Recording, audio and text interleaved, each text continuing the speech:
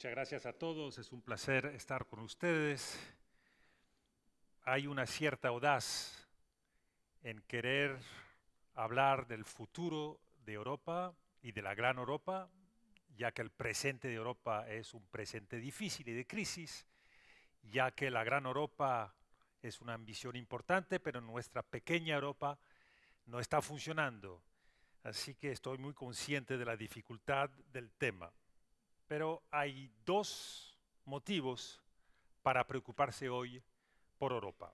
El primer motivo es el bloqueo de la pequeña Europa que formamos en la Unión Europea.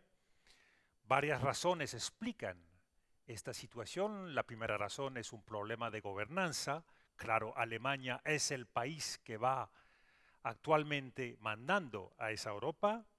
También tenemos el problema de la tecnocracia de Bruselas, que es difícil identificar el poder o las personas que toman las decisiones, y tenemos una situación en la cual Europa está en las manos de los partidos nacionales, en las manos de los nacionalismos, en ciertas partes del populismo, más que en la democracia europea. Así que es difícil destacar un interés general europeo, un sentimiento europeo, una capacidad colectiva de Europa a definir una dirección e ir para adelante.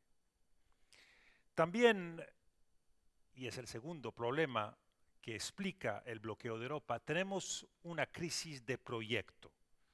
Después del mercado común, después de la moneda única, hoy no existe ningún proyecto común para el futuro de Europa. Y el programa de unión política no tiene ninguna realidad hoy y la gente en Europa se siente español o catalán, se siente francés, pero se siente muy poco europeo y tiene pocas ocasiones de sentir este sentimiento profundo de apartecer a Europa.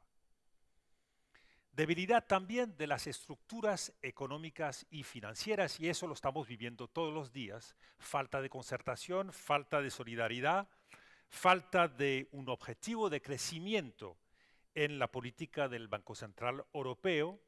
Así que no tenemos la política económica, no tenemos la política financiera que facilite un destino común.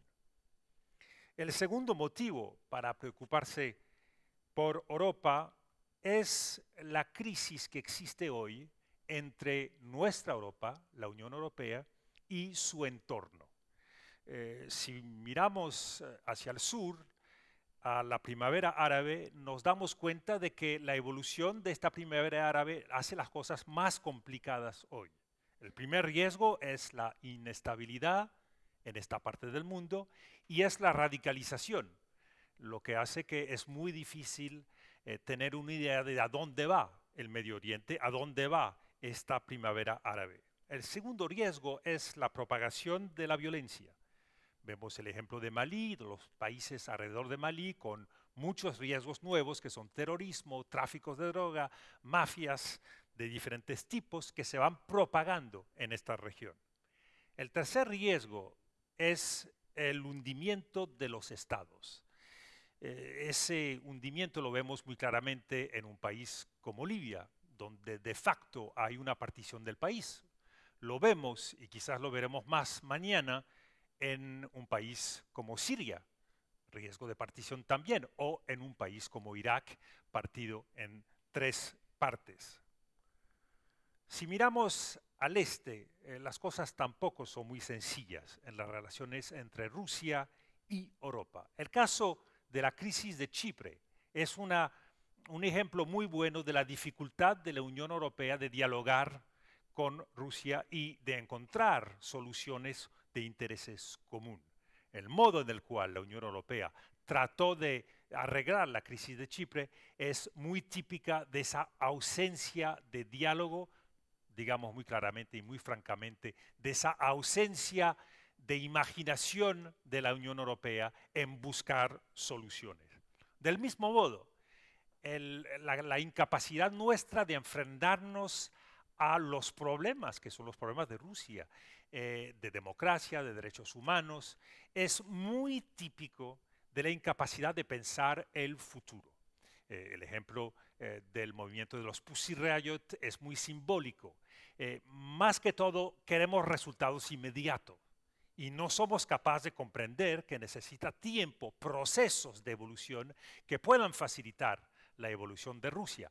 Y lo importante hoy es acentuar la convergencia de los sistemas políticos europeos y rusos.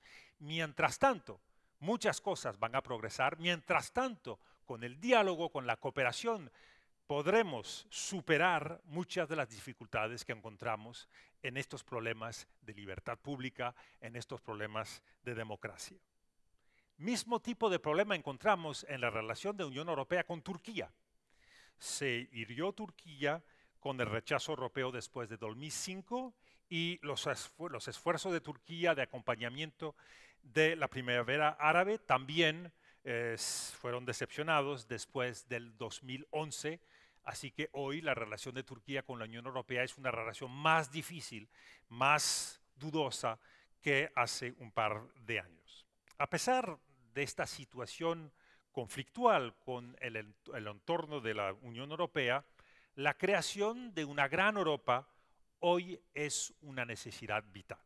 Y eso por tres razones. La primera es la importancia de construir un espacio político que esté a la medida de la historia.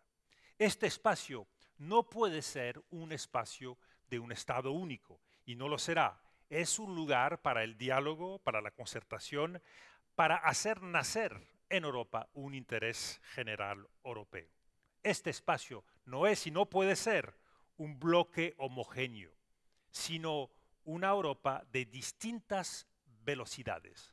Claro que necesitamos un motor, que puede ser la relación entre Francia, Alemania y los grupos, el grupo de los países que van avanzando lo más rápidos. Claro que necesitamos a la zona euro, que debe dotarse de un presupuesto común y ir más rápido que los otros países. También necesitamos la Unión Europea 27, 28 o 30, que es el espacio núcleo de la regulación europea. Pero también necesitamos una asociación paneuropea con más ambición, con un verdadero proyecto hacia el futuro y que pueda incluir países como Rusia, países como Turquía, claro, también que tiene que tener una política muy ambiciosa hacia el Magreb. No solamente necesitamos el espacio político de la Gran Europa, sino necesitamos también el espacio económico que sea a la medida de la globalización.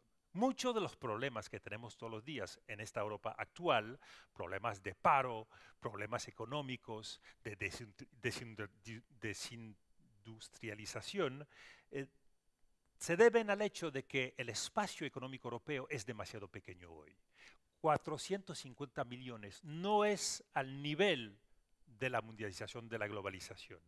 Hay que hacer prevaler la ley espacial, que es la ley de la globalización, que aventaja a aquellos pueden controlar los intercambios y los flujos, cumpliendo el papel de encrucijadas, pero con reservas territoriales suficientes para tener una fuerza económica propia. También tenemos que aplicar la ley de recursos, que en la globalización aventaja a aquellos que pueden apoyarse en recursos mineros y energéticos suficientes. También la ley de capitales. Entramos en una época de capitales escasos y en 2050 será todavía más difícil de encontrar el capital necesario para poder invertir. Tercer espacio que se necesita y que no nos da la Unión Europea es un espacio estratégico de primera importancia.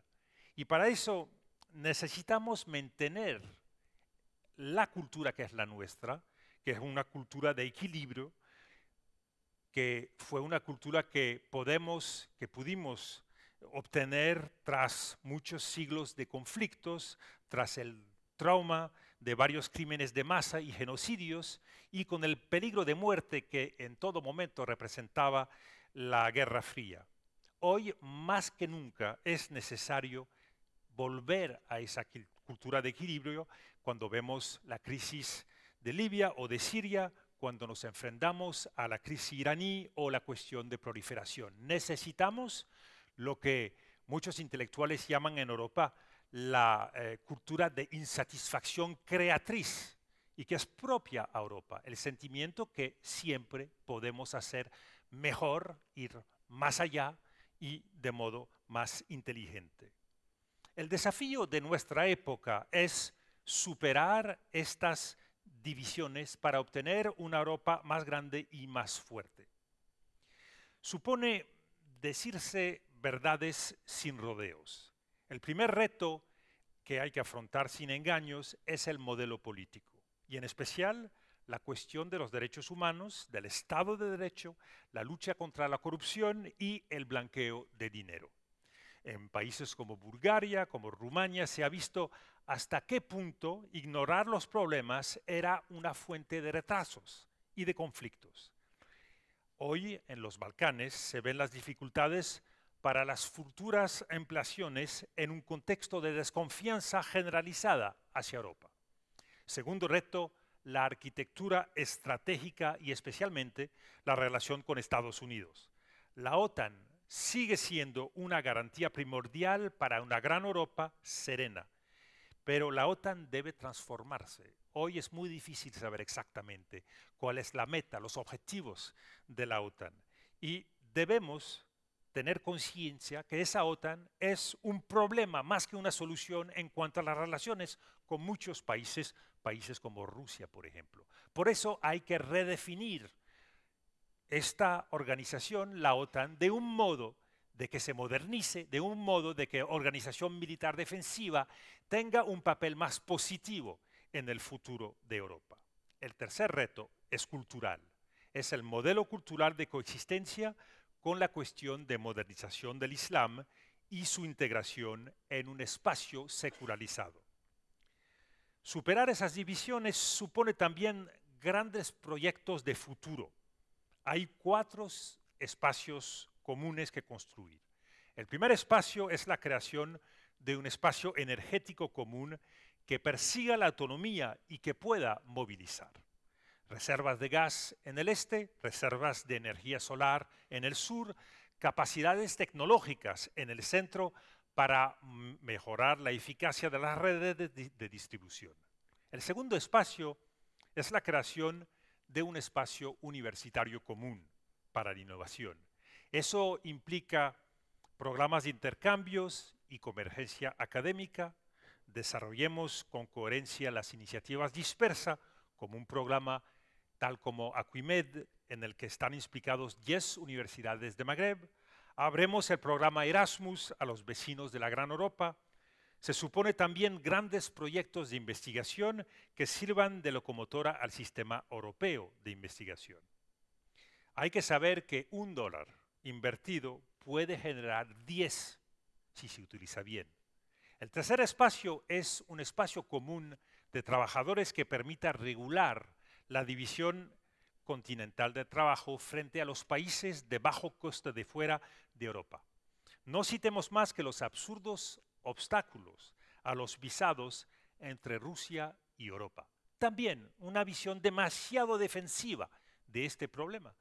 Si los países europeos eran capaces de decirle al presidente de Rusia, a Vladimir Putin, nosotros vamos a dejar al lado las visas, los visados, pero nosotros queremos poder tener envuelta una simplificación del acceso al territorio, al mercado ruso, que es muy complejo para las empresas europeas. Seguramente tendríamos una negociación, una cooperación, una capacidad de cambiar las cosas mucho más importante. El cuarto espacio es la creación de un espacio común para las inversiones y los capitales, haciendo más seguras las inversiones de forma conjunta y a través de una convergencia progresiva, jurídica y fiscal, a través de un banco de inversión europeo a la altura de los desafíos. El BERD puede ser su embrión. Podría tratarse de un fondo soberano colectivo que tenga en reserva una parte de los excedentes comerciales fuera de zona.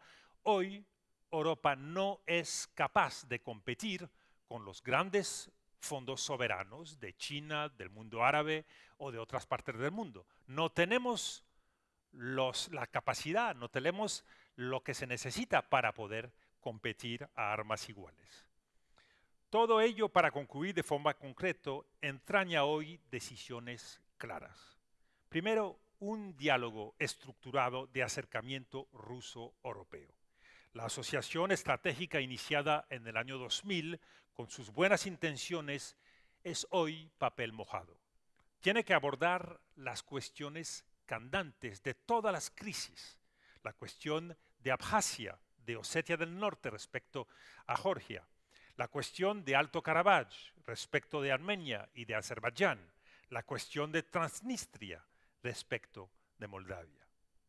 Entraña también un gran plan de inversiones oro-mediterráneo para la estabilización económica y social de la región. Y entraña también, al final, una Europa de la defensa en el momento en el que los grandes presupuestos militares de la Unión Europea, los de Francia, de Gran Bretaña, se enfrentan a severos recortes que ascienden a decenas de miles de millones de euros en los próximos años y en el que cruzamos el umbral de 1.5 del PIB de gasto militar. En este contexto, o delegamos la defensa de los europeos en Europa o delegamos la defensa de los europeos a los Estados Unidos. Necesitamos, para alcanzar esta meta de una gran Europa, de una Europa con un futuro, necesitamos pedir lo imposible, lo que parece imposible hoy. Coraje, imaginación y, más que todo, solidaridad. Y juntamente por eso, esta visión me parece a la medida de la situación de crisis que enfrentamos hoy. Usted sabe que el movimiento de los indignados ha nacido en Francia por un intelectual francés y diplomático que trabajó en el Quai d'Orsay como embajador durante muchos años. Y pensar lo imposible no es solamente indignarse, sino ser capaz de actuar. Nosotros todos, y seguramente Igor y Miguel Moratinos no me van a seguir en eso, casi todo el mundo sabe lo que hay que hacer para que de nuevo nuestros estados, para que de nuevo nuestra Europa sea capaz de mirar hacia el futuro. Pero lo que más falta es personalidad, capacidad de todos nosotros. Solidaridad, imaginación, determinación. El futuro está en nuestras manos. Claro, no es gritando en el vacío, no es mirando por un lado o por el otro, sino con determinación, actuar todos los días en la misma dirección. Muchas gracias.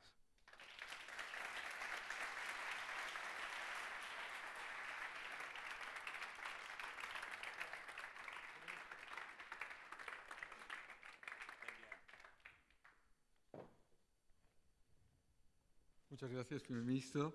Voy a presentar ahora a los dos siguientes oradores. Después de presentarlos, les voy a pedir a los dos que se incorporen a sus sitios y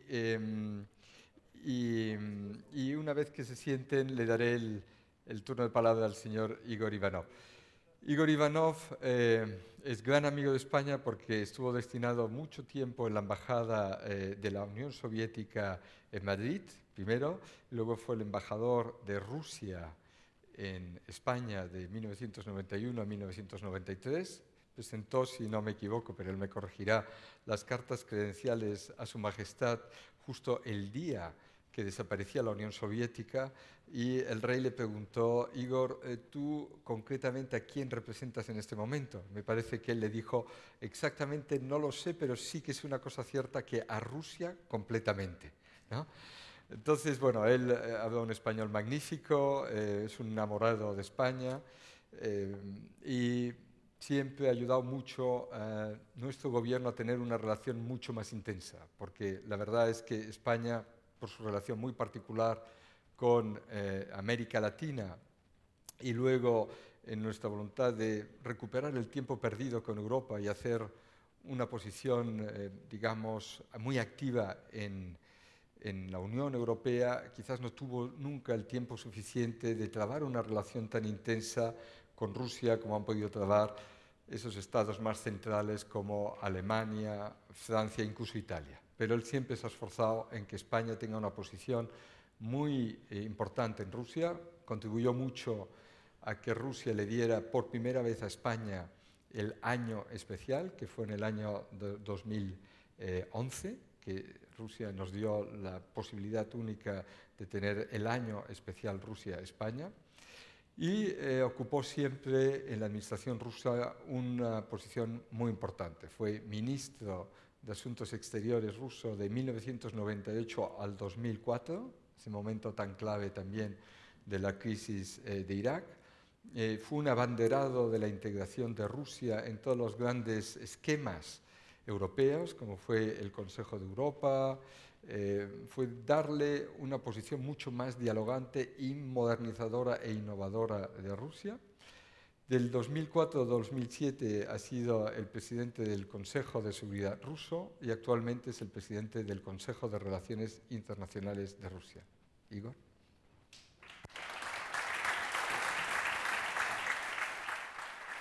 Te sientas allá y luego te levantarás. Sí. Y el ponente que intervendrá en tercer lugar será Miguel Ángel Moratinos, que ha sido el ministro de Asuntos Exteriores español que más ha estado en el cargo en la ya dilatada democracia española desde 1975. No ha habido ningún ministro español que haya estado 7 años como ministro de Asuntos Exteriores. Él ha sido una persona crucial en toda la creación de una diplomacia mucho más plural, una democracia ya no solo enfocada sobre Europa y América Latina, sino una posición global en el mundo. De ahí que presidiera la OSCE en su momento y que luego a nivel europeo evidentemente presidiera la Unión Europea en el periodo de mandato de España, presidiera el Consejo de Europa.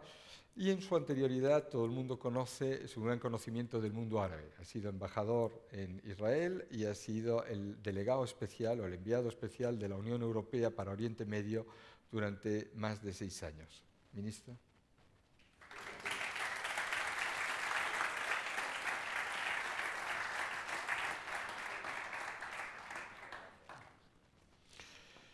Y le doy a continuación la palabra al ministro Igor Ivanov.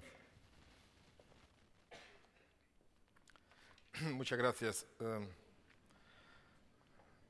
señores rectores, colegas, amigos. Para clarificar lo que yo dije a Su Majestad, yo le dije, yo voy a representar a mi país, porque no sabía qué país y si yo iba a representar, porque a lo mejor me iban a cambiar en 3 días, pero por eso ya le dije que voy a representar a mi país. Eso como así fue. En 1959, el presidente de Francia, de Gaulle, anunció el proyecto histórico sobre la formación de una Europa grande desde el Atlántico hasta Urales. Solamente un gran político con una visión estratégica y un coraje personal podría sacar tal proyecto en plena Guerra Fría, cuando el mundo estuvo dividido entre los 2 bloques político-militares y con unas ideologías incompatibles. Hoy día vivimos en el siglo XXI y ya no existen estos bloques militares. Existe la OTAN, pero ya no es un bloque que divide el mundo, es el bloque que cumple o va a cumplir su misión, la que tiene que transformarse, como dijo el señor de Belpen, porque tendrán que definir cuál es el objetivo principal, qué métodos y qué armas tienen que utilizar contra los peligros actuales, que yo creo que hoy día no vivimos en la situación cuando pensamos sobre la guerra nuclear mundial, sino lo que representa el peligro es el terrorismo, como hemos visto en Boston y vimos la proliferación de arma nuclear, vimos el extremismo, etc. ¿Qué armas se puede utilizar contra estos peligros? Pero esto ya es para otra discusión.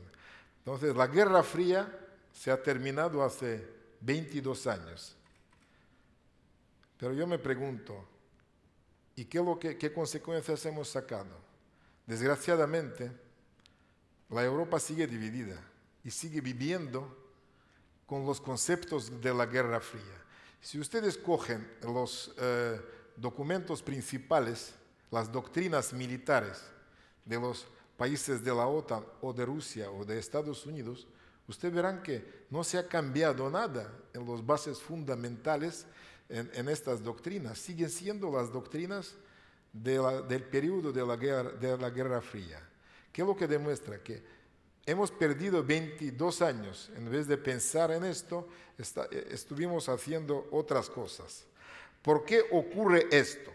¿Por qué no podemos librarnos de los prejuicios de la Guerra Fría y avanzar en la construcción de un espacio euroatlántico común que sea más próspero y más seguro para todos? Yo me hago esta pregunta a mí. Yo no tengo todas las respuestas, pero durante las conversaciones que tenemos con muchos colegas míos, hemos llegado a la conclusión que el problema principal entre nuestros países, yo hablo sobre los países europeos y Rusia, es desconfianza.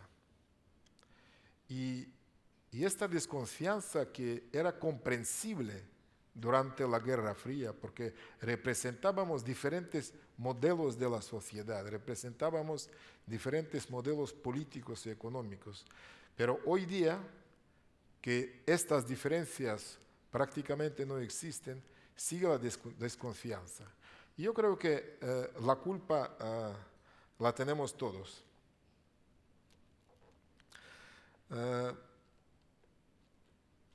Sería para mí más fácil echar la culpa a la parte occidental, y yo tengo suficientes argumentos para esto.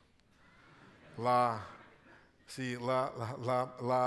ampliación de la OTAN, nadie pudo explicarme por qué y cómo, y etcétera. Pero no es el objetivo de nuestra reunión de culpar, porque seguramente llevamos culpa también los rusos. Y la desconfianza, ¿de dónde viene siempre? Cuando uno no comprende lo que quiere hacer o lo que hace la otra parte. Entonces, si seguimos viviendo con la desconfianza en la seguridad, es muy difícil pasar a la cooperación en otras áreas. Siempre uno pensará que lo que está haciendo otro no sabemos, entonces seguramente está haciendo contra nosotros. El señor de Belpen dio un ejemplo sobre Chipre. Es muy interesante porque coincidió la visita del presidente de la Eurocomisión de Barroso a Moscú cuando ocurrió esto. Y entonces en la reunión había mucho más gente. Le preguntaron, ¿y cómo fue esto? Usted sabía que Rusia tiene intereses en Chipre, ¿y por qué no le consultaron? Y el señor Barroso no encontró otra respuesta que decir, es que la decisión la hemos tomado a las 4 o a las 5 de la mañana y no había tiempo de consultar y avisarles. Yo creo que es una respuesta, puede ser interesante para alguien, pero yo creo que para unos políticos serios, sabiendo que la crisis bancaria de Chipre venía de años, después de ingreso de Chipre en la Unión Europea, y se sabía que iba a haber cambios o transformaciones del sistema bancario de Chipre, y que se sabía qué intereses había en Rusia. Yo no digo que intereses de algunas personas que a lo mejor ocultaban su dinero, yo digo de intereses legítimos, bancarios. Y no consultar, ¿eso qué demuestra? Otra vez, de esto sale desconfianza. Cuando uno no puede fiar en otro lo que va a hacer, inmediatamente les voy a decir claramente, primero lo que pensaron en Moscú, que eso lo hicieron algunos señores de Bruselas a propósito para perjudicar a Rusia. Nadie pensó que eso querían hacer para mejorar o perfeccionar el sistema financiero económico de la Unión Europea y que Chipre, siendo miembro de la Unión Europea, tenía que jugar las mismas normas, las mismas reglas, etcétera, etcétera. Lo primero, lo que dijeron en el país, que era algo contra los intereses rusos, que yo no creo, que yo creo que eso dañó los intereses rusos, pero no se hizo especialmente para dañar los intereses rusos. Pero es así como desgraciadamente se piensa. Lo mismo, si hablamos de seguridad, el tema del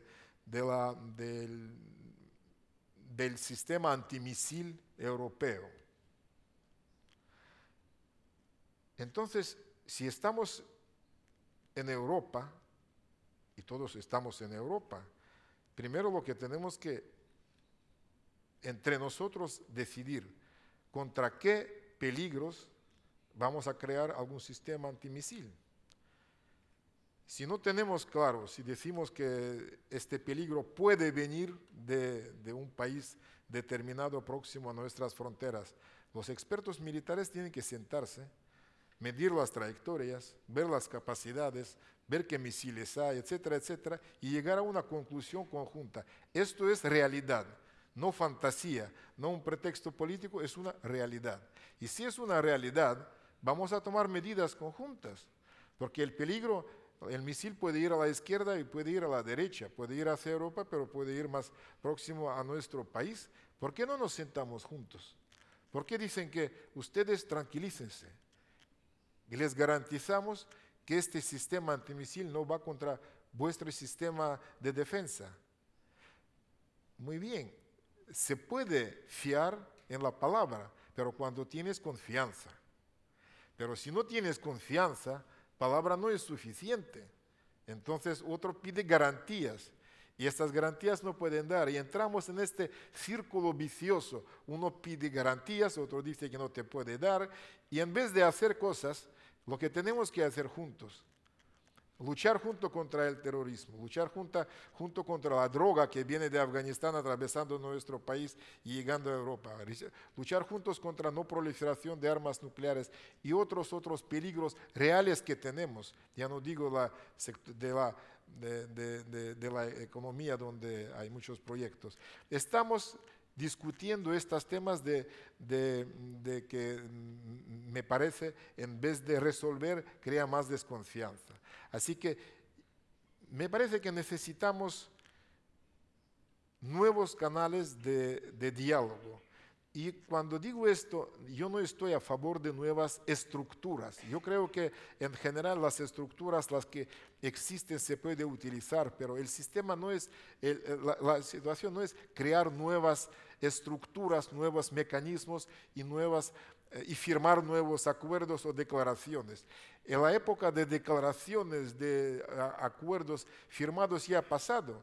Yo he peleado con Estados Unidos 3 años para convencerles de no salir del tratado antimisil del año 1972, que teníamos y que cumplía su papel. Pero llegó llegó la administración de Bush y en 6 meses rompieron el tratado y el tratado desapareció. Y rompieron aquellos y empezaron a crear el nuevo, pero ya sin nuestro país. Es decir, papel se puede desgraciadamente romper, no es un papel que ya es para toda la vida. Por eso lo importante es confianza. Si hace falta papel, también se puede firmar, pero eso no es una panacea que resuelve todos los problemas. Entonces, para contestar a las preguntas, las que yo hice arriba, tenemos que, ante todo, mirar a un cuadro general de las relaciones internacionales que existe hoy. Porque Europa no es una isla. El señor de Belpen decía sobre el entorno de Europa, pero el entorno es global. Hoy el mundo es globalizado. Y no tenemos que olvidar que hoy día, independientemente de relaciones que tengamos, somos interdependientes. Y otra vez el Chipre lo ha demostrado. Una pequeña isla ha demostrado que interdependiente, cómo crece la interdependencia en el mundo actual. Y va a crecer. No podemos evitarlo. Y por eso vamos a depender unos de otros cada vez más.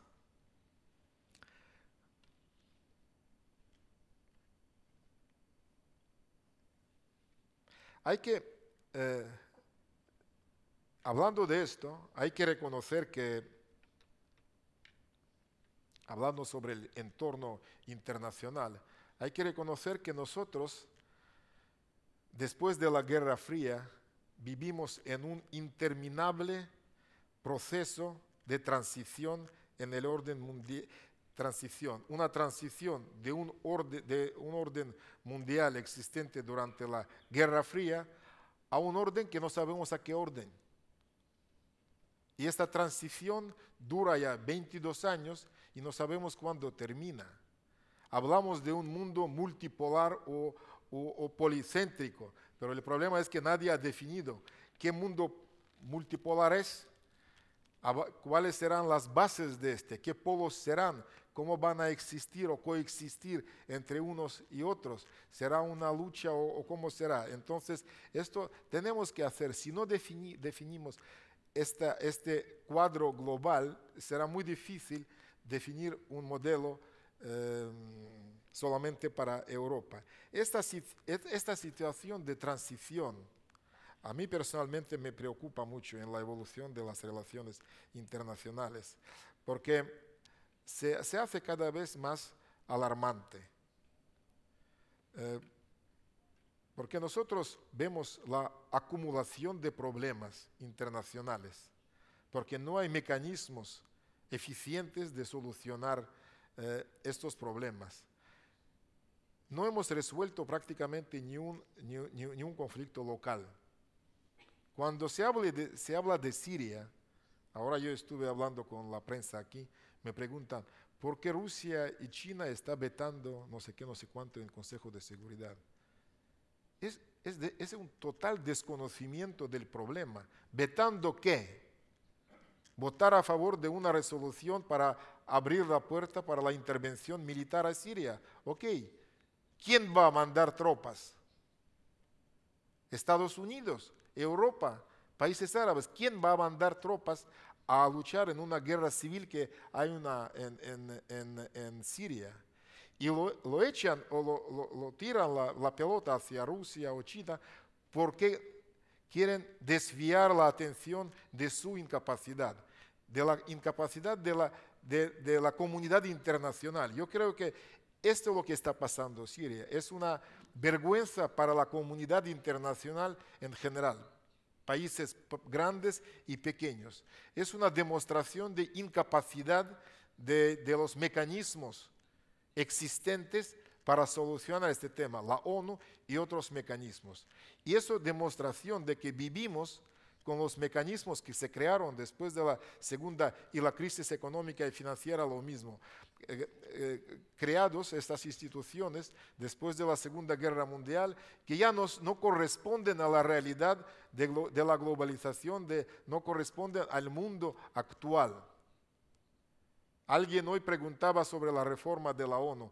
Claro que la reforma de la ONU, pero ¿cuántos años estamos hablando sobre la reforma de la ONU y del Consejo de Seguridad? Ya se me ha olvidado.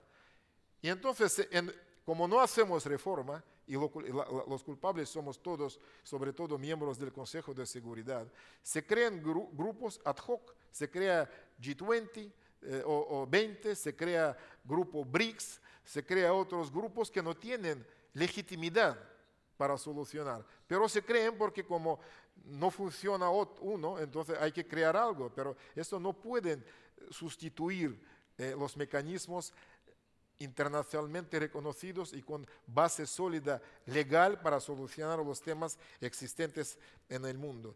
Y por eso no podemos acabar con el terrorismo internacional, lo vemos el último ejemplo en Boston, no podemos parar la proliferación. ¿Cuántos años estamos hablando sobre reunir esfuerzos para parar la proliferación de armas nucleares? Y desgraciadamente la proliferación prácticamente sigue. Y si no paramos ahora lo de Corea del Norte y de Irán, yo creo que podemos esperar tranquilamente la aparición de otros países que van a tener las tecnologías para crear armas nucleares. Y todo esto va acumulándose, lo que yo digo, en este periodo de transición. Y esta acumulación de problemas, que por sí sola a lo mejor todavía no representan el peligro global, pueden algún día llegar a llevarnos a unas consecuencias muy difíciles. No quiero, con esto digo, no quiero dramatizar la situación. Yo no soy el que en nuestro país la gente se preparaba ya para fin del mundo el año pasado, ¿no? En diciembre. Ya los mayas escribían algunas memorias y entonces o les descifraron mal los intérpretes, no lo sé. Entonces el mundo ya, algunos fueron a las tiendas a comprar sal, no sé qué, para el fin del mundo. Yo no quiero dramatizar con lo que estoy diciendo la situación. Lo único lo que quiero decir, que si no tomamos medidas urgentes, el déficit de la gobernabilidad en la política mundial puede tener muy serias consecuencias para todos. No se salvará nadie. En ese sentido, estoy seguro que los países europeos y Rusia pueden dar buen ejemplo de la formación de nuevos principios de la colaboración y de alguna manera liderar el proceso de la formación del nuevo orden mundial. Tuvimos muchas tragedias en nuestra historia, pero también tuvimos muchas experiencias de colaboración y de crear nuevos modelos de colaboración y dar ejemplo para todo el mundo. Uno de los ejemplos es el proceso de Helsinki, pero había otros también, hay otros ejemplos. Yo creo que nuestras sociedades son más maduros para reunir esfuerzos y dar buen ejemplo a los demás. Lo importante es empezar a trabajar. Y no es que no hicimos nada, trabajamos mucho. Con el señor de Belpene, algunos colegas en los comienzos de este siglo, teníamos unas largas y profundas discusiones sobre el futuro modelo de Europa. Y desgraciadamente el señor de Belpén fue a ser el primer ministro, no desgraciadamente, al revés. Y yo me fui del cargo de ministro y este tipo de conversaciones hemos dejado, pero lo que quiero decir que esta preocupación la teníamos siempre. En 2003, en San Petersburgo, tuvo lugar una cumbre histórica entre la Unión Europea y Rusia. Digo histórica porque asistieron todos los jefes de estados de la Unión Europea y 10 candidatos y el presidente ruso. Es decir, todos los líderes se reunieron en San Petersburgo. Eso fue en mayo de 2003. Y hemos llegado a una serie de acuerdos muy importantes. Por ejemplo, era claro que Rusia no podía ser miembro de la Unión Europea, entonces acordamos crear 4 espacios comunes en lo económico, en lo derecho, en la política de seguridad y exterior. Yo creo que esto es un buen ejemplo a donde tenemos que ir en Europa, crear espacios comunes. ¿Y por qué digo, desde mi punto de vista es positivo? Porque en algunas áreas no todos los países tienen el mismo interés. Entonces, cuando se crea espacios, ahí en estos espacios participan los países los que tienen verdadero interés. Desgraciadamente, desde mi punto de vista, no se avanzó bien con el desarrollo de estos 4 espacios comunes con la Unión Europea. A propósito, en 2003 empezamos a hablar sobre eliminación de visados. Y en aquel entonces pensábamos que íbamos a tardar 8. En 2002, es otro ejemplo, hemos creado en Roma el Consejo, la OTAN-Rusia. Era, yo creo que también un paso muy positivo. Y en este Consejo cada país iba a hablar en su calidad nacional. Es decir, no OTAN y Rusia, sino cada país iba a hablar, sí, iba a hablar en su calidad personal, pero desgraciadamente el Consejo tampoco tuvo el desarrollo necesario. Hablando sobre el futuro, quiero decir que los países europeos y Rusia no tienen muchas opciones. Hay una opción que cada uno irá por su camino. Es una opción posible. ¿Vamos a perder o a ganar? Yo no creo que vamos a ganar. A lo mejor no vamos a perder mucho, pero no vamos a ganar. Porque yo creo que eso va a debilitar tanto a Europa como a Rusia. La otra opción, desde mi punto de vista, la única, la mejor para todos, es ir uniendo los esfuerzos, ir juntos. Y para eso tenemos mucho potencial. Si hablamos de la economía, nuestras economías son compatibles totalmente. Es que algunos dicen dependemos o interdependemos. Es compatibles. Y yo creo que esta compatibilidad tiene que transformarse en el desarrollo tanto para la Unión Europea como para Rusia.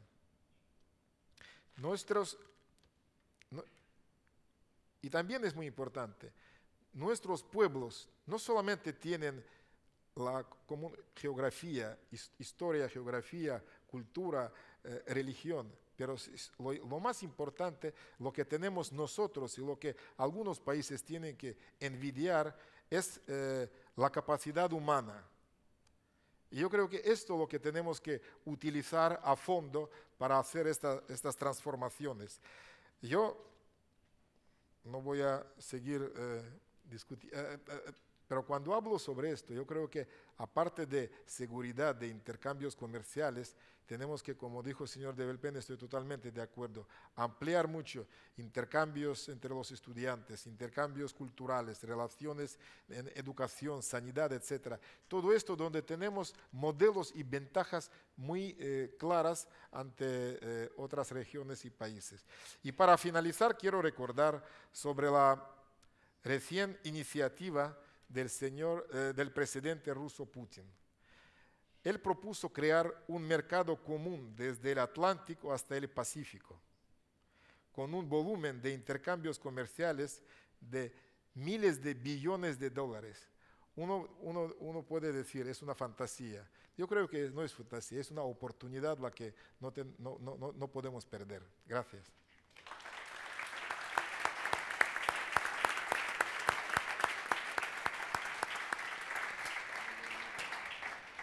Ministra. Muy bien. Muy buenas tardes. Prácticamente tanto Dominique de Villepin como Igor Ivanov prácticamente han agotado la agenda. Me queda muy poco por decir, pero voy a decir cosas, no se preocupen, y voy a tratar de ser complementario a las intervenciones de mis dos queridos amigos. Primero quiero agradecer a los rectores su presencia, a todos ustedes, los estudiantes, que nos han acogido calurosamente a nuestra llegada y que, por lo tanto, son los que van a ser los protagonistas del futuro. Y como decía Dominique y Igor, creo que sois los que tenéis que ir pensando en esta construcción de este nuevo espacio europeo fundamental para todos nosotros y para la comunidad internacional.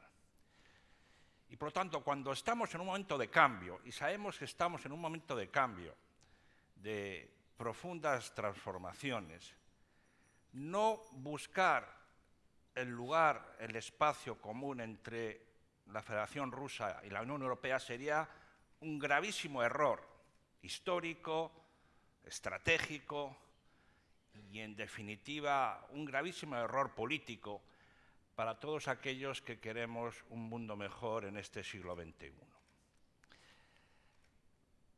Dominique de Villepin ha hecho una brillantísima introducción de la crisis europea y, por lo tanto, creo que para ser complementario no voy a repetir el momento que vive la Unión Europea.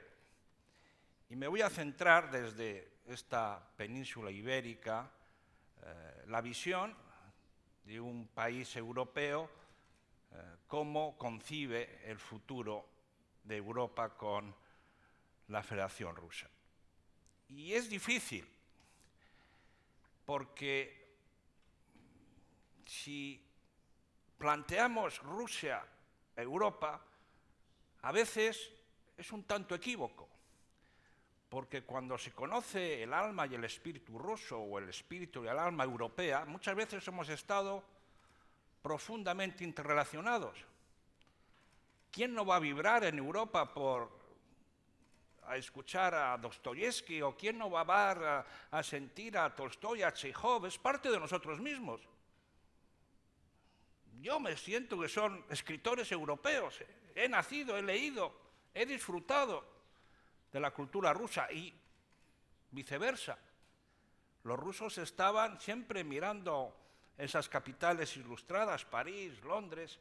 Bueno, también había ingenieros de Canarias, Betancourt, que planificó y diseñó todos los canales de San Petersburgo en el siglo XIX. Estábamos unidos. Y el general de Gaulle, como señaló Igor, pues planteaba en su definición estratégica la Europa hasta los Urales. Y sin embargo hoy nos encontramos en este mundo complejo, diferente, pues con espacios compartimentados. La Federación Rusa, evidentemente, en el mundo bipolar, en la época bipolar, la Unión Soviética y Occidente, ahora Unión Europea. Bien, aceptemos esa relación, Unión Europea-Federación Rusa, para entendernos y profundizar un tanto en el futuro de las mismas. Yo creo que el problema, querido Igor y Dominique, es que, visto desde el punto de vista europeo, tenemos una dialéctica difícil de resolver, porque para los europeos, para la Unión Europea, Rusia es al mismo tiempo un vecino y un actor global. Y hasta ahora no hemos sabido encontrar el equilibrio entre la vecindad y la relación con un gran actor en la comunidad internacional. Vecino porque compartimos frontera, y sobre todo compartimos frontera después de la caída del muro de Berlín, de la independencia de los denominados países satélites, Pacto de Varsovia, Telón de Acero, y que son países europeos, después de la ampliación en 2004, esos que acudieron a San Petersburgo en 2003 como países candidatos, y que sin embargo, Igor, siendo vecinos, compartiendo frontera, viven la relación con la Federación Rusa con rechazo, a veces, sospecha, desde luego, suspicacia, distanciamiento. Y yo, como ministro de Asuntos Exteriores, cuando debatíamos el tema de las relaciones con Rusia, pues había dos bloques: la vieja Europa, que tenía una visión muy clara de reforzamiento de las relaciones, y la nueva Europa, con todos los respetos, los países bálticos, o incluso Polonia, o Centro Europa, que, atención, la relación tiene que ser prudente, moderada, diferente. Vecinos sí, pero vecinos que ni siquiera obtienen un estatuto de vecindad tradicional dentro de las políticas europeas de seguridad exterior. No es Euromed, no es el Partenariado Oriental, no es la Federación Rusa, que merece, como actor global, un tratamiento privilegiado como se podía tener con Estados Unidos o con China o con los grandes países que constituyen los principales actores de la comunidad internacional. Y esa dialéctica entre vecindad y globalidad ha hecho que cuando los europeos, Unión Europea, menciono, nos dirijamos a la construcción de ese nuevo espacio, esa nueva relación, pues caigamos fácilmente en fáciles contradicciones. Y me voy a explicar. ¿por qué la Unión Europea no desarrolló una alianza, una política, una complicidad en una región que era europea y con influencia rusa, que son los Balcanes? Voy a ser muy duro y autocrítico. La política de los Balcanes que la Unión Europea desarrolló y sigue desarrollando es una política dirigida, diseñada, construida en Estados Unidos. Y el caso paradigmático es Kosovo. La Federación Rusa tenía un interés en Kosovo. Serbia, sí, son ortodoxos, los conoce bien, pero nuestro amigo Holbrooke tenía, lógicamente, y es verdad, tenemos el caso singular, los exterminios étnicos, totalmente de acuerdo, pero la visión, el concepto, la política, no era atraer a la Federación Rusa y tener un diálogo y comprender mejor la complejidad de los Balcanes. No, era diseñar la política que el eje transatlántico, europeo y norteamericano, habíamos diseñado. Y a nuestros amigos rusos les invitamos al grupo de contacto, hasta el último momento, hasta que llegaba un momento en que decíamos, no, hasta aquí hemos llegado. Y cuando no había convergencia, Rusia por un lado, la Unión Europea por otro. Y cada uno de los casos de crisis que se han ido produciendo en el escenario internacional refleja esa posición. ¿Qué hace Rusia? Pues contraataca y ocupa Georgia y luego se defiende y gracias a Europa se para la crisis militar. Es que no tenemos capacidad los rusos y los europeos de establecer una agenda común, un diálogo estratégico más profundo. Creo que, desgraciadamente, esto todavía no se ha hecho. Y es una de las razones fundamentales, a mi modo de ver, para no superar ese distanciamiento que existe entre la Federación Rusa y la Unión Europea. Han hablado mis compañeros de Chipre. Claro, el que el ECOFIN, los ministros de Economía y Finanzas de la Unión Europea, ignoren, desconozcan cuál es la relación de Chipre con la Federación Rusa, es no solamente ya el error económico, financiero, ¿no?, de no cumplir con las normas de la Comunidad Europea, sino que no saben que hay un señor llamado arzobispo Macarios,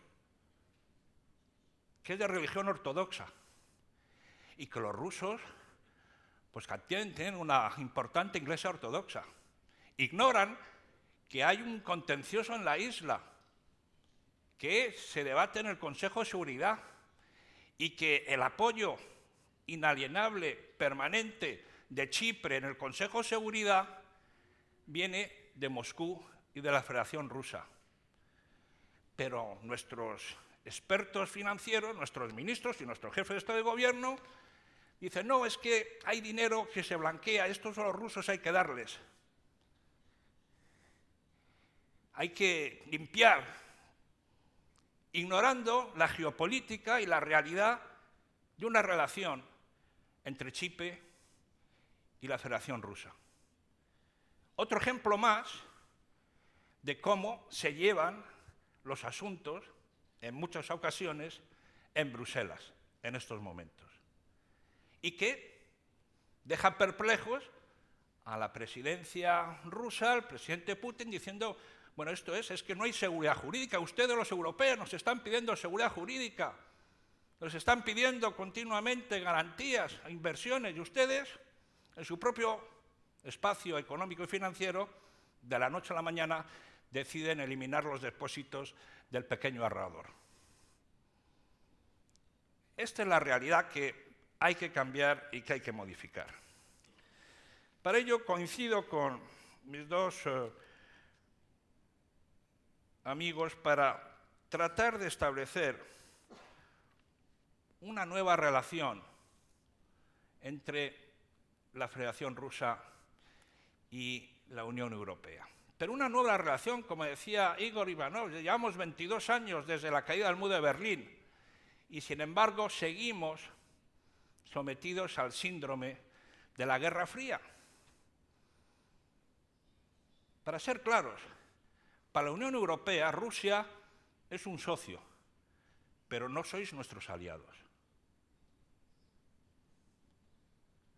Europa tiene como aliado a Estados Unidos y yo soy un ferviente defensor de la alianza entre Europa y Estados Unidos.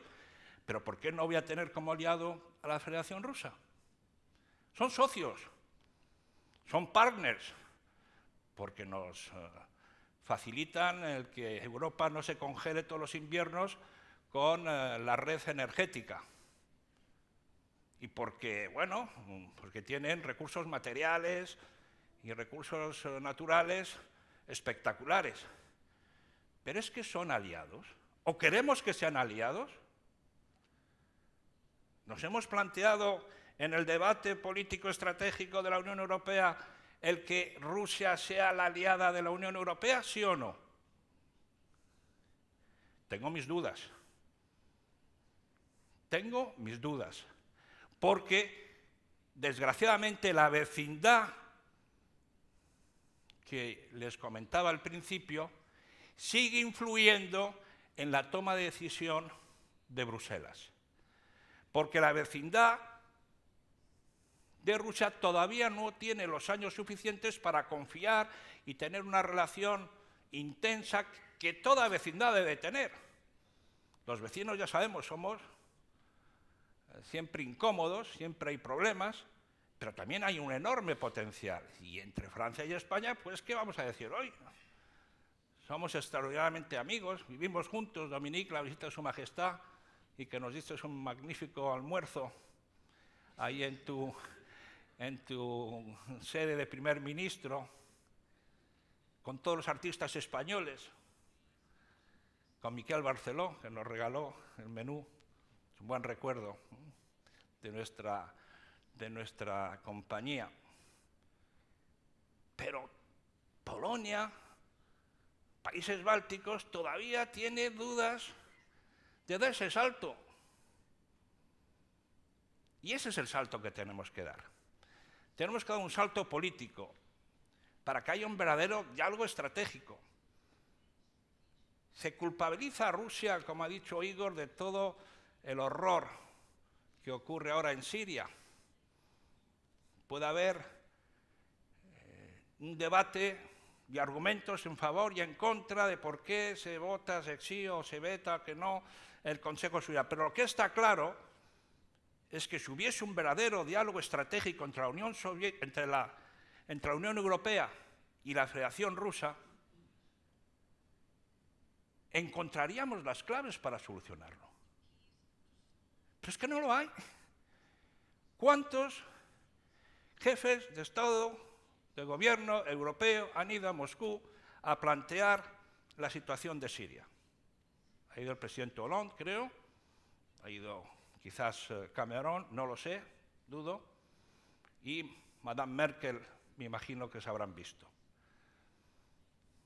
Ha ido el presidente Barroso para hablar de Chipre, yo que sé de lo que habrá hablado. El señor Van Rompuy, no sé si habrá ido. Habrán ido una vez, 2 veces, ¿no? Tenía que haber un diálogo permanente, como era en tu tiempo, cuando hablabais para crear ese nuevo espacio europeo. Para comprender las razones por qué la Federación Rusa no acepta el proyecto de resolución que se presenta en el Consejo de Seguridad. ¿O es que los rusos quieren que continúe la masacre en Siria? Pues claro que no. Son los principales conocedores de la inestabilidad de esa zona. ¿Quién conoce a las Fuerzas Armadas rusas en Europa? ¿Cuál es la cooperación de las Fuerzas Armadas rusas con las academias militares europeas?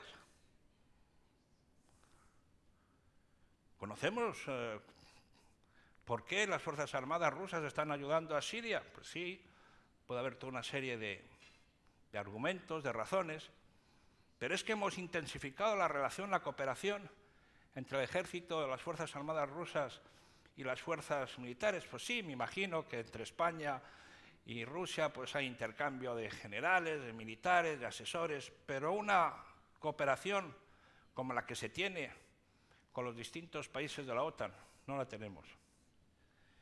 En definitiva, un diálogo estratégico potente. Y lo mismo digo en las relaciones económicas, que no tiene que ser simplemente de energía, sino de inversión, de innovación, de intercambios comerciales. ¿Por qué siempre tenemos que asustar a los rusos? Bueno, es que si no os portáis bien os haremos el gasoducto Nabucco por el sur. Siempre alternativas, siempre para ver cómo los rusos van a reaccionar. No, porque son zonas de influencia. Hagamos actuaciones positivas, no a la defensiva, sino complementarias con la Federación Rusa. ¿Y qué decir de las relaciones humanas? Ambos amigos han hablado de los famosos visados. Los visados. Ustedes saben, ya ha mencionado Igor, de pasada al acta de Helsinki, el año 75. Fíjense ustedes la paradoja. Occidente, Europa decía en el 75, abran ustedes, dictadores, las fronteras y dejen salir a todos los disidentes, a todos los ciudadanos. Y ahora que ya no hay Unión Soviética, decimos, no pueden salir, necesitan visado. Es que tiene sentido político. No, dicen, es que todos los rusos son las mafias rusas.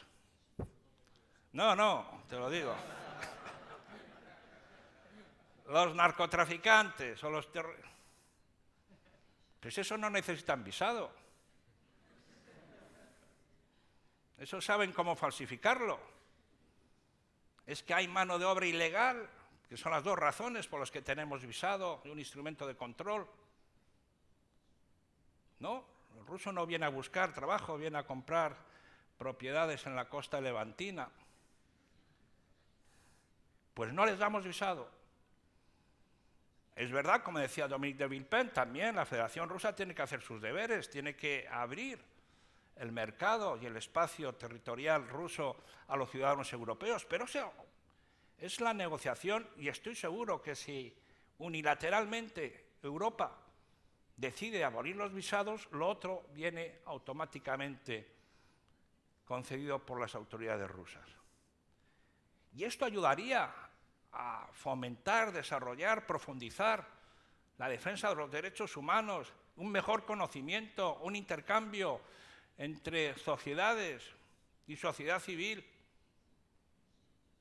Pero la percepción, me disculpan, sigue siendo una percepción negativa, de síndrome de Guerra Fría, de las novelas de John le Carré y de Forsyth, del espío que bajó vino del frío.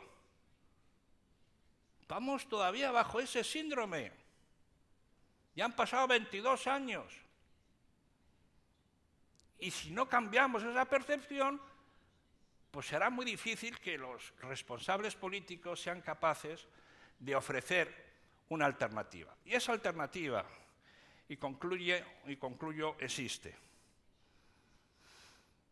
Rusia no es Turquía, lógicamente, y Rusia no tiene ningún interés ni ninguna apetencia a ser miembro de la Unión Europea. Pero Rusia, estoy convencido de que quiere tener una relación intensa, estratégica, con la Unión Europea. Por tanto, ¿por qué tanta reticencia? No es que haya que crear un nuevo mecanismo, unas nuevas instituciones. Cuando se leen los papeles que circulan en Bruselas, pues son todos rimbombantes, ¿no? El partenariado de modernización, los 4 espacios, espacio estratégico, bla, bla, bla, bla, bla. Pero a la hora de la verdad no hay una complicidad. Y cada vez que hay una crisis, la demostración es que la Unión Europea se coloca de un lado y la Federación Rusa de otro. Por tanto, si no hay una voluntad conjunta de construir algo y de pasar de ser socios a ser aliados, difícilmente podremos avanzar. La Federación Rusa tiene un menú, una carta, un abanico de posibilidades enorme, por su espacio geográfico, sus relaciones históricas, y nada más ni nada menos tiene como vecino oriental un pequeño país que se denomina China. Nada más y nada menos, que forma parte del soi-disant nuevo G2, Estados Unidos, China. Y rusos y europeos queremos formar parte de ese G2, G3, G4, G7, G8, G20, sin saber lo que queremos verdaderamente. Pero Rusia y Europa juntos pueden marcar la diferencia. Políticamente, económicamente, en innovación. ¿Cuántos premios Nobel tiene la Federación Rusa? Científicos, físicos, matemáticos. Las universidades, que han hablado tanto Dominique de Villepin como Igor Ivanov. Pero Europa tiene también una manera de transformar los altos estudios científicos en realidades prácticas de tecnologías adecuadas a las necesidades de la sociedad. Ese gap, esa ruptura entre los grandes diseños académicos y la realidad práctica para atender las necesidades de la sociedad, Europa ha avanzado de forma sustancial. En cualquier caso, queridos amigos, creo que el debate de esta tarde tiene como gran virtud el lanzar una reflexión de cómo articular de nuevo la relación entre la Federación Rusa y la Unión Europea.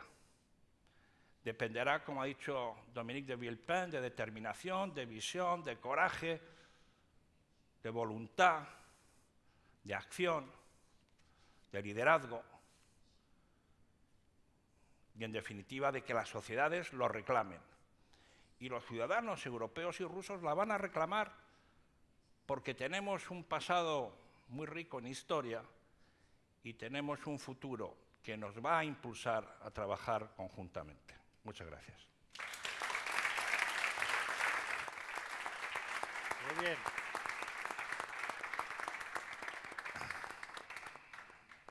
Muchas gracias, ministros, por brillante intervención. Yo voy a poner a los 3 ministros solo una pregunta para abrir rápidamente el turno de debate al público, dado que el tiempo, digamos, nos apremia para poder acabar el acto sobre las 9:10 de esta noche. Mi cuestión es que, como ha dicho el primer ministro Villepin, no existe en estos momentos ningún proyecto nuevo común en la Unión Europea. De alguna manera, a la gente anterior nuestra les ha tocado una cierta misión histórica. La gente del 1958 fue hacer esa gran reconciliación y poner en marcha el proyecto de la Unión. Los que dirigieron la Unión Europea a final de los 80 fue crear el mercado único. Los que lo dirigieron al final de los años 90 fue crear la moneda única, y en los años 2000, la primera década, fue hacer la ampliación. Pero de alguna manera ahora, para los ciudadanos de la Unión Europea, quizás el drama, como él ha dicho bien, es que no hay ningún proyecto ambicioso de futuro. Es simplemente mantener lo que se tiene, pero no ir hacia nada nuevo. Por otra parte, tenemos una situación de crisis importante. Y da la impresión que, como se ha dicho, que las economías de la Unión Europea y de Rusia no solo son compatibles, sino que serían complementarias parece que quizás el mercado interior más importante que podría tener la Unión Europea sería, digamos, la modernización de ese gran espacio económico que es Rusia.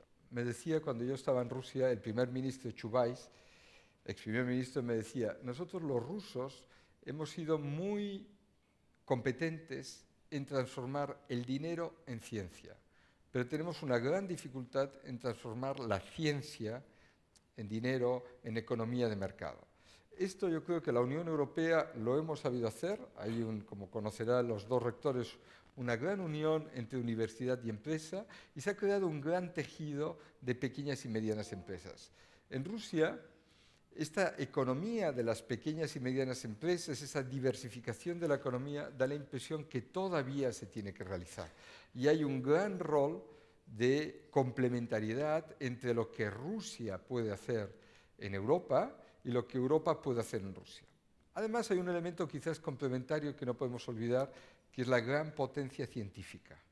Rusia es una potencia en la creación de investigadores y el mundo del mañana pertenece a la ciencia. Da la impresión que poner conjuntamente la capacidad científica de la Unión Europea y de Rusia nos volvería a poner, digamos, una situación de gran liderazgo. Mi pregunta es, ¿creen que esto que no hemos podido hacer durante 22 años, que se han perdido de alguna manera estos 22 años, la existencia de la crisis, cómo podríamos hacer de que la nueva generación, la generación que está aquí en las universidades, fueran los abanderados de la creación de este proyecto? Pudieran tener el proyecto de la creación de un gran espacio y fuera una misión histórica, como han tenido, digamos, nuestros abuelos en el 58, la misión histórica de reconciliar. Cómo la juventud, en vez de vivir una historia, digamos, de ir hacia las pequeñas realidades, tuviera una ambición de crear la gran Europa como proyecto de su generación. Y si se puede utilizar esa crisis para pasar un poco la idea que creando un gran mercado común en este gran espacio, tendríamos de nuevo un gran crecimiento durante 10, 20 años. ¿Cómo ven los ministros esta posibilidad? Muy bien, ministro. Bueno, pues yo creo que he contestado en mi intervención. Yo creo que es la respuesta.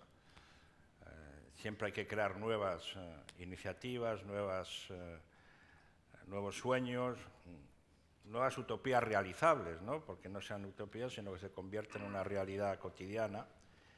Y creo que sería una de las posibilidades para favorecer la salida de la crisis económica y financiera europea y reforzar nuestras relaciones con la Federación Rusa. Por lo tanto, creo que la respuesta y la conclusión de este debate es esa, ¿no? Y de ahí que lo he simbolizado diciendo pasar de ser socio a ser un aliado, y un aliado significa abrir una nueva frontera económica, energética, política, estratégica entre la Federación Rusa y Europa.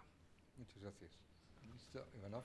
Bueno, primero lo que quiero decir que hasta de los errores hay que sacar conclusiones correctas. Hemos perdido 22 años, pero yo creo que hemos llegado a una conclusión que hemos perdido, que nadie ha ganado, y esto ya está bien. Ahora no hay que perder otras oportunidades. Segundo, yo creo que con la globalización se cambia mucho la política exterior en general. Si antes, el siglo pasado, la política exterior era el privilegio de los gobiernos, de los ministerios de asuntos exteriores, y los proyectos y decisiones se tomaban en unos despachos, hoy día con la informática y otros medios de comunicación, ya la sociedad civil cada vez se participa más. ¿Por qué estoy diciendo sobre esto? Yo creo que lo más fácil para nosotros todos sería culpar a los gobiernos que ellos no tienen ideas, son incapaces y hay que en las próximas elecciones cambiarlos. Vendrán otros y vamos a decir lo mismo. Yo creo que tenemos que en la formación de este proyecto, lo que tú dices, participar todos. Si no se hace, hay que empujar desde abajo. Y ahí en este proceso deben participar tanto las nuevas generaciones como las generaciones como nuestras que vivimos la Guerra Fría, sabemos lo que es la Guerra Fría, sabemos los problemas y defectos y sabemos cómo solucionarlos, pero no tenemos poder. Ese es el pequeño problema. Sabemos, porque entonces, pero uniendo uno a otro, el mundo de expertos, yo creo que podemos avanzar con este modelo. No va a haber un modelo que podemos poner en la mesa, pero eso hay que ir avanzando, abrir este diálogo, el que tenemos ahora y en otros foros, ir avanzando en esto. Gracias, señor Villepin.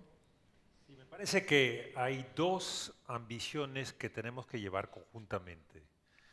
La primera es una respuesta directa a la crisis que estamos viviendo en Europa, que es una crisis de miedo, y es el temor que yo tengo, que el miedo vaya invadiendo a todo en nuestros países y a todo el mundo. Miedo del futuro, una especie de estrechamiento de los espíritus colectivos y de las mentes individuales, y miedo del mundo árabe, miedo de Rusia, miedo de Turquía, miedo del mundo. Enfrente de eso, me parece que la única respuesta es la que tenemos en nuestras genes, es la de la historia, es más democracia política. Y lo que vemos hoy es una crisis democrática de Europa, la incapacidad de la democracia tradicional de sacar las buenas respuestas.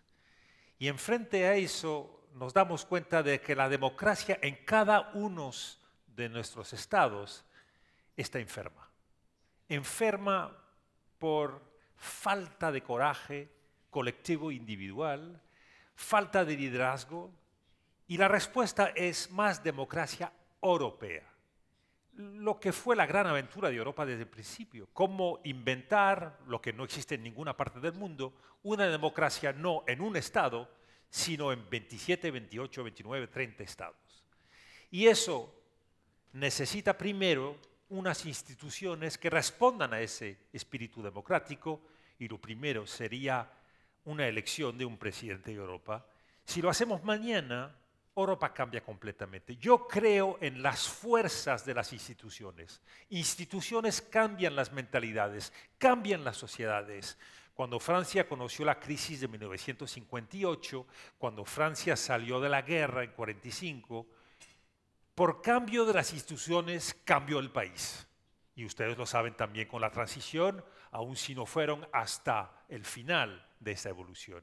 Cambiar las instituciones es el primer paso al cambio de sociedad. Claro, el segundo desafío es la gran Europa.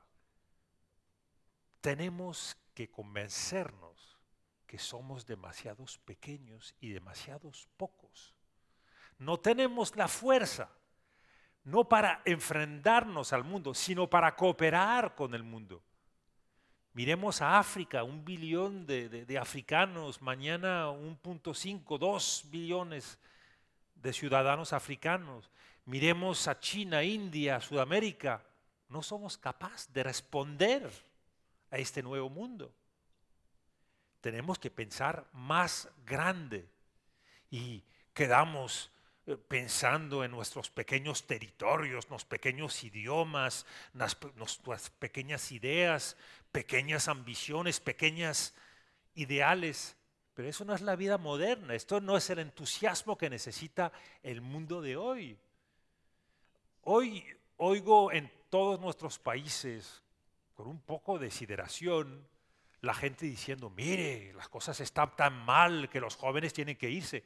Pero es buena noticia que los jóvenes vayan al mundo, que viajen, que cambien, que se enfrenten a nuevos problemas, que traten de entender lo que pasa en el mundo, que traten de sacar las buenas respuestas, que tomen riesgo.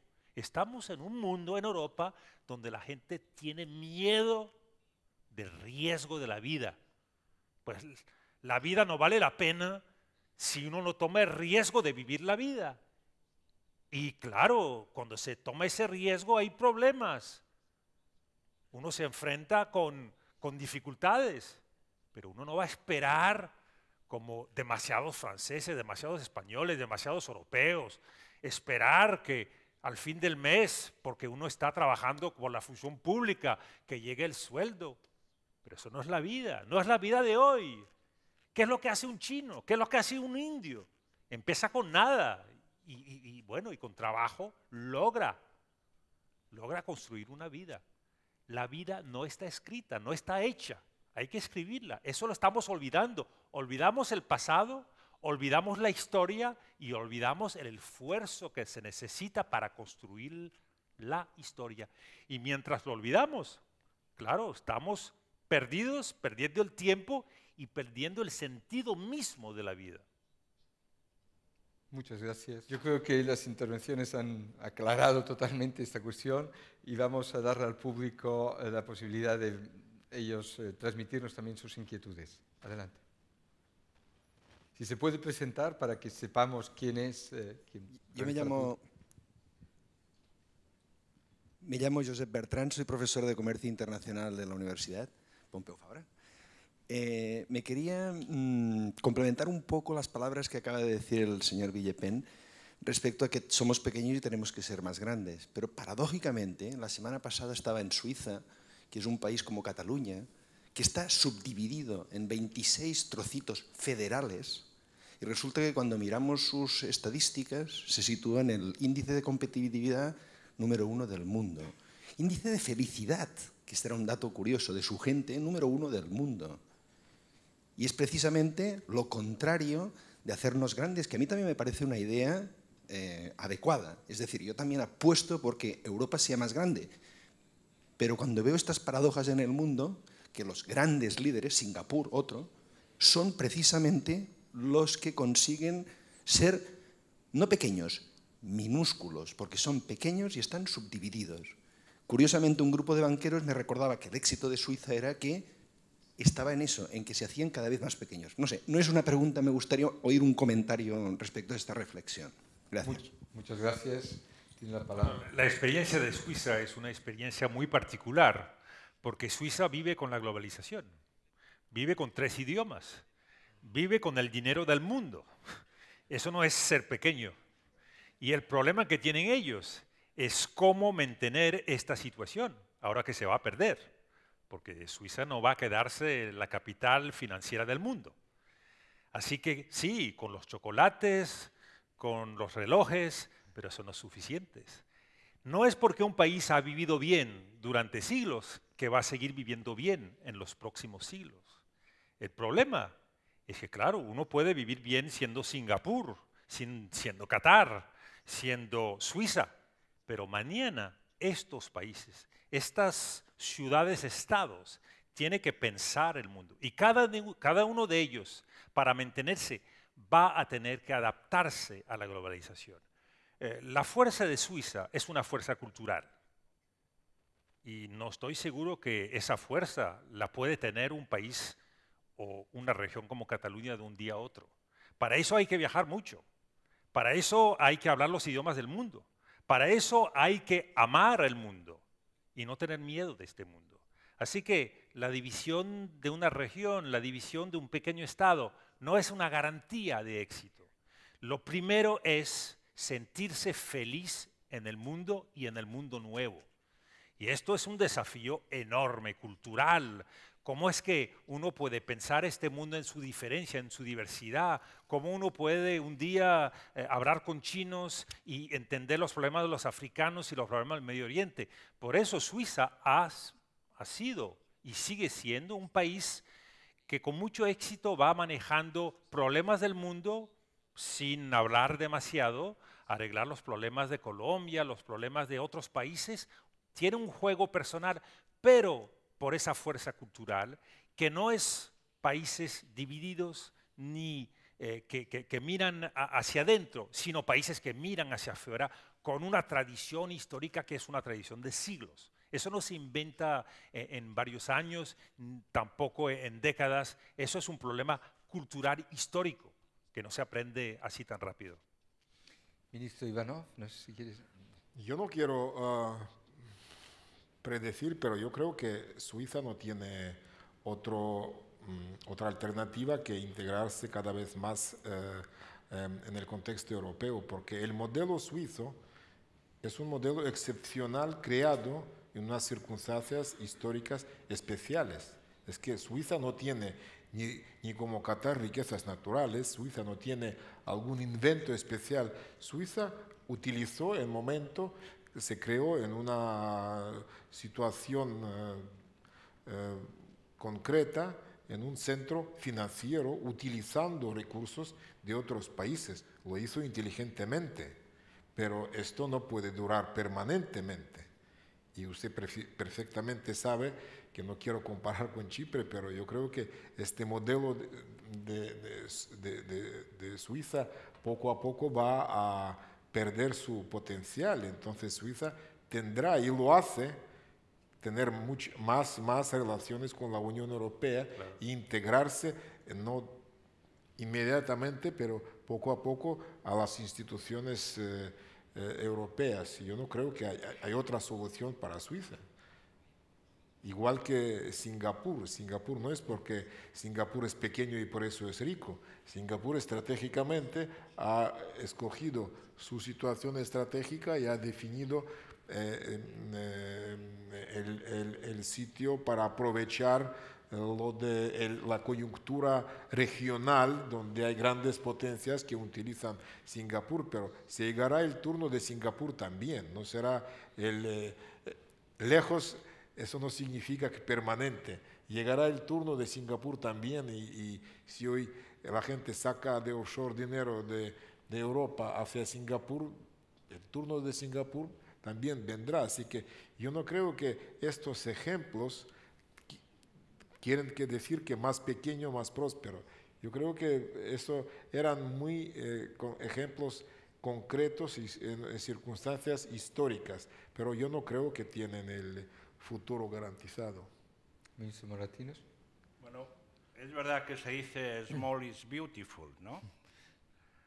Pero yo creo que se plantea de forma errónea, no porque sea pequeño, lógicamente si es pequeño es más gestionable, más próximo, la gente se conoce, vota todos los días, cada referéndum, pero como decía Dominique e Igor, la globalización es una realidad.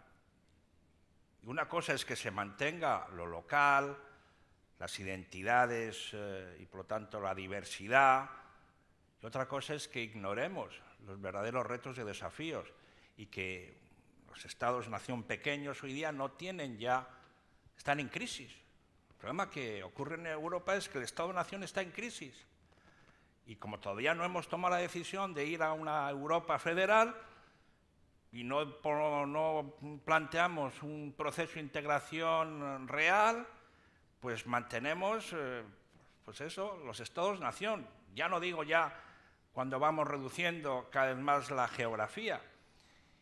Y de forma muy rápida le diré que es el tema de las identidades también. Y le recomendaría, me imagino que lo habrá leído, si no se lo recomiendo, que lea el libro de Amin Maalouf de las identidades asesinas.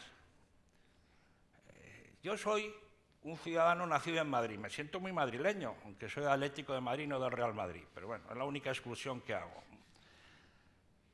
Soy un español, muy orgulloso de ser español, y me enriquece el ser español. Soy mediterráneo porque he vivido en el Mediterráneo y porque me apasiona el Mediterráneo. Soy un europeo porque siento los valores y los principios europeos. Pero soy un ciudadano del mundo en este siglo XXI. Sobre todo, soy un ciudadano del mundo. Y eso es lo que yo creo que todos tenemos que ser, respetándonos cada uno y construyendo juntos esta nueva arquitectura. Si no, si hacemos la exclusión, la compartición, la protección, lo que estamos es, yo creo, empobreciéndonos humanamente de cara al futuro. No estamos aprovechando de las riquezas de otros. Nuestras experiencias son limitadas. Eso sí, hacemos una fortaleza. Y el problema de Europa ahora es que la fortaleza europea. No visados, no acuerdos comerciales, hacemos la fortaleza. Y si Europa sigue siendo una fortaleza, pues lógicamente no iremos muy lejos. Será como en la Edad Media, estaremos, bueno, hasta que duren los víveres y que los tártaros o los bárbaros nos asedien, ¿no? Un poco es la imagen. Daría la palabra ahora al rector Zapasovsky para que haga una pregunta y luego una última al público que por el decalage que hemos tenido tendremos ya que cerrar el acto. I have some questions for Mr. Moratinos and another question for Mr. Villepin, but I want to say something about Switzerland. Switzerland is a very good example of one idea. To be small, it means to lose in result. Because during some centuries, Switzerland had been leader in some areas, for example, in financial activity. Now Switzerland lose their position step by step. We could see how Switzerland lose their positions. And now one big country, United States, say to Switzerland, you must change your laws. No any secrets about Americans. What Switzerland said? Yes. This is a result. Big country tells something to small country. Big countries are very powerful. Small countries, step by step, become nothing. This is my opinion. And I want to ask Mr. Moratinos, tell me please, everybody talk about crisis in economics, about crisis in foreign affairs. What do you think about crisis in morality? International law was broken last 10 years. When the United States went to Iraq, it was broken. When some countries bombed Yugoslavia, international law was broken. What about crisis in morality? What do you think? Bueno, pues, querido rector, le doy toda la razón. Por eso nuestro amigo Villepin defendió en el Consejo de Seguridad la legalidad internacional. Y por eso, desde mi punto de vista, el reconocimiento unilateral de Kosovo fue una ilegalidad internacional. Y cuando luego se quiere rebobinar la historia, es muy difícil rebobinar la historia, porque se ha violado la esencia de la ética, de la moral pública e internacional diplomática en algunas decisiones. Y eso es Estoy dando unas clases en Sciences Po en París de diplomacia y les digo a mis alumnos, cualquiera que sea la gestión de crisis, cualquiera que sea vuestra decisión, el punto de referencia es legalidad internacional, ética política. Se puede ser un gran orador, se puede ser un buen instigador, se puede ser un buen negociador, pero sobre todo hay que ser un buen diplomático, es decir, una buena y un ético, con una moral, unos principios y unos valores. Si se pierden los principios, se pierden los valores, se pierde la legalidad internacional, los resultados son los que tenemos hoy día en este mundo absolutamente caótico, como ha dicho Igor, que no se ha resuelto ni una sola crisis local después del apartheid en Sudáfrica.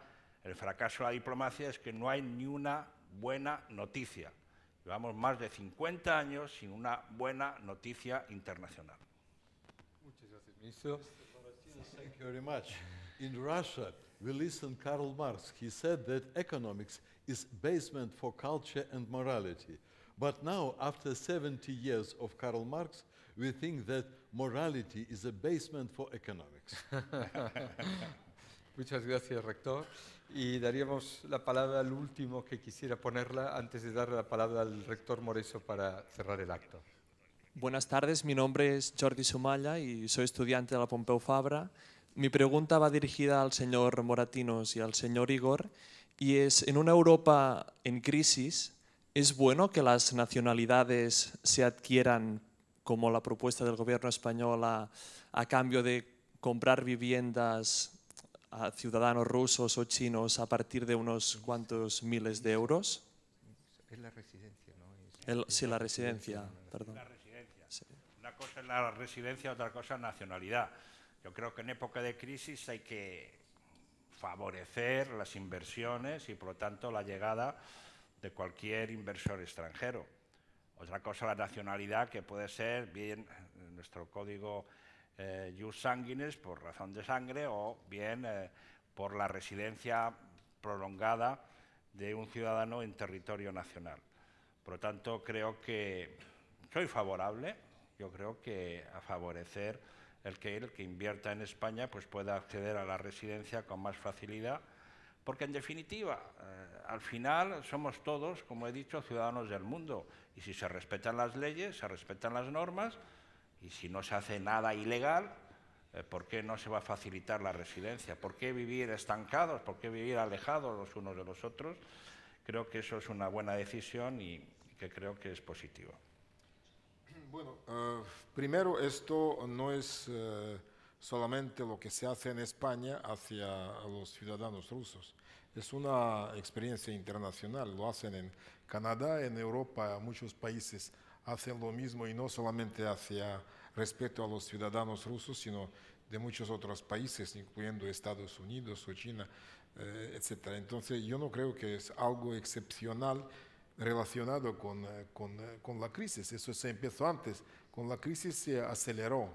Y entonces, si llegamos a un momento cuando anulamos los visados, yo creo que eso sería normal y no ni vas a fijar. Entonces, yo creo que es un periodo transitorio hacia buena dirección, cuando tenemos que tener un movimiento, una libertad de movimiento y de tener segunda o tercera residencia cuando hay capacidad económica. Por eso yo creo que yo no veo nada excepcional, yo lo veo al revés, yo creo una normal hacia la integración entre diferentes pueblos y los países. Y, repito, y no solamente europeos.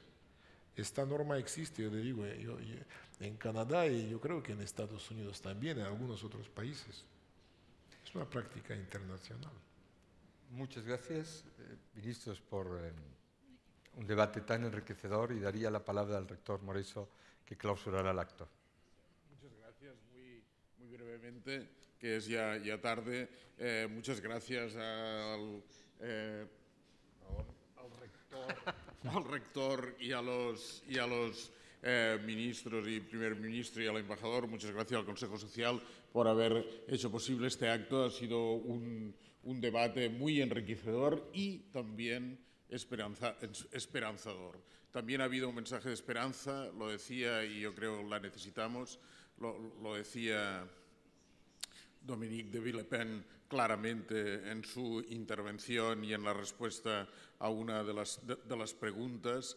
Es verdad que en esta crisis económica yo creo que el sur de Europa nos hemos deprimido, y el centro y el norte de Europa se ha ensimismado en esta crisis económica, y esto también nos ha hecho olvidar que la Unión Europea antes de la crisis había tenido una crisis institucional y política muy importante, la incapacidad de llevar a cabo una de las reformas uno de los pasos hacia adelante más importantes que la Unión Europea se había dado a sí misma, que era la Constitución Europea, y que resultó un desastre porque se hizo de espaldas a la población europea. Villepin nos invitaba, y yo lo pensaba, y creo que esto es para la esperanza, nos invitaba a dar un paso adelante, a elegir un presidente europeo. Decía, valiente me parece esto, pero necesitamos algo así. Necesitamos un paso adelante y necesitamos este mensaje de esperanza. Estas personas que tienen experiencia sobrada son capaces de darnos este mensaje de esperanza. Yo creo que es un buen mensaje para una pequeña universidad y reciente todavía, que no tiene ni 25 años, del sur de Europa, pero que aspira a ser una gran universidad europea. Muchas gracias.